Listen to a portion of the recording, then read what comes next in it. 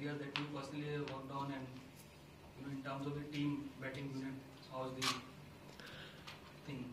I think it's important to start fresh each and every series. Yes, England and South Africa, personally, I feel we learned a lot. Definitely, there were areas to improve, but I think when you tour abroad, like countries like England, South Africa, and Australia, it's important to start well, and I think start fresh. So for us, what is important right now is to focus on the controllables and our strengths. Yes, we had a couple of good practice sessions, practice game as well, and today and tomorrow we have a practice session. So it's important to just keep focusing on our strengths and our positives as a team, as a batting unit and bowling unit, and rather than thinking about the results. Personally speaking, have you realized that how has your batting moved on from last time you were in Australia? How has your own batsmanship evolved? See, as a batsman, yes, in 2014, personally, I thought I did really well. But what matters is, as a team, when you do well as a team, you feel really well. So right now, what is important for us to just give our best as a individual batsman and as a team. So yes, personally, I really learned a lot from last tour. Yeah. Ajinkya, when you batted number 5, how different is your mindset when you have a specialist number 6 coming after you as compared to, okay, Ashwin can bat and Pant can bat and Pandya can bat, all that's different. But how do you think, or do you think differently when there's a number 6? See, when you bat at number 4 and 5, it's important to give yourself some time, at least first 15-20 minutes, and I think you should visualize the situation from the dressing room, because you cannot just sit around in the dressing room and keep thinking. But I feel number 5, when you visualize the situation from the dressing room, that's what I felt last time when we toured Australia.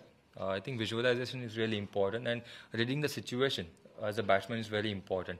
But when you bat with number 6, 7, 8, 9, so you got to know that when you have to attack and when you got to play a defensive game and build that partnership with those guys. Yeah, my question is more about you bat number 5. Yeah. When you know you have Hanuma Vihari or whoever, a specialist batsman coming in number 6, how does it change the way you think as compared to when you know you have a Pant or an Ashwin? It's a longer kind of lower order.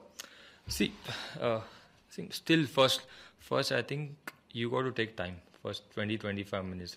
If Hanuma or whoever bats after me, yes, you know that we got one extra batsman after me, and then Ashwin, and definitely they can bat as well. Ashwin's record in Australia is really good. But your mindset doesn't change that much.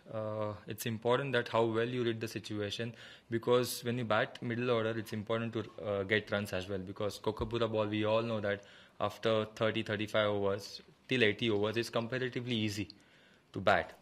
Rather, when you bat in England, Duke's ball, you all know that as a batsman, you are never set in English conditions. So you got to have positive mindset, whether you have number 6 batsman, a regular number 6 batsman or not. But I think you got to have that intent and positive mindset. Last time you came to Australia, you had a great partnership with Virat at MCG. There was a lot of attention on him, but you also counter-attacked in the innings. Does it help that when Virat comes to Australia, there's so much attention all over him? Does it help as a batsman to you that you can do your own thing and just stay in sharp? It's difficult to answer that, but I think, definitely last time both of us really enjoyed a lot batting together, especially at the MCG, because Mitchell Johnson, he was going after Virat Kohli, and I was actually enjoying at the other end and attacking, playing my game. But as an individual, you got to understand that each and everyone's roles are completely different. Virat at the other end, he was really aggressive. I mean, he was going after bowlers as well, not with his bat, but I think verbally as well. For me, that really helped me a lot, that I could actually focus on my game, and I still played my natural game and attacking game, but I was completely opposite with the Virat. The scenario, from 4 years now, it's a little different.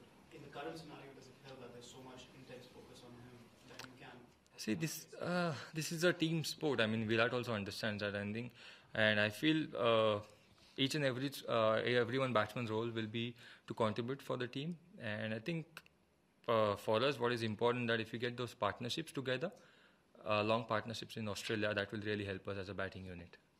Yeah. But really, I feel any team that plays at home, they're really good, and I feel Australia is still the favorite to win this series. we are not going to take them lightly at all. Yes, they miss Steve Smith and David Warner, but I don't think they are vulnerable. I mean, you see their bowling attack; they got really good bowling attack, and I feel when you have to win the Test series, when the Test matches, you got to have a good bowling attack. So I feel Australia is still the favourite. For that batting attack, you must look at that on paper and go, well, this is maybe a little bit. On paper is completely different, and on the field is completely different. So we cannot compare that. And as I said, that we're not going to take Australia lightly. I mean, their batsmen are. Yes, not that experienced, but still, I feel they are equally dangerous. Last few. How much do you think Australia will miss Steve Smith and David Warner? You knew it last year in India when Steve Smith batted. How much, I suppose, does it help you guys that you're not there? See, definitely Steve Smith and Warner, they are quality players, and I'm not going to take away anything from them, but on a given day, anyone can score. I mean, Usman Khwaja, Aaron Finch, they are equally dangerous, and in their condition, they know how the wicket behaves, and it's all about intent as a batsman, I feel. So yes, definitely those guys, Steve Smith and Warner, are quality players, but again, we have to be in the present and stick to our strengths and give respect to them at the same time, but play to our potential. Last I think people who are criticizing you are not appreciating the difficult conditions you played those 8 Test matches in. And I mean, looking at the stats, the Indian specialist batsman did better than Indian specialist batsman in England and almost matched up with South Africa. Do you feel that criticism is unfair, and does that put extra pressure on you guys coming into a big series? Not really. See, people will criticize or people will appreciate, but for us as a team, what matters is to stay together in difficult times.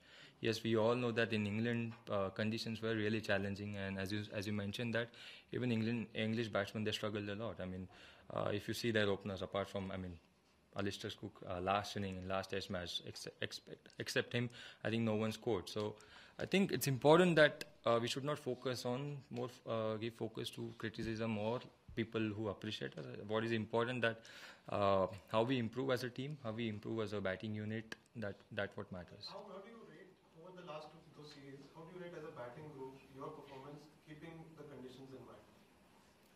Abroad series or South Africa series and India series. Personally, yes, definitely. South Africa series, Joburg game, I thought that was really crucial for me, and personally, I thought I did really well.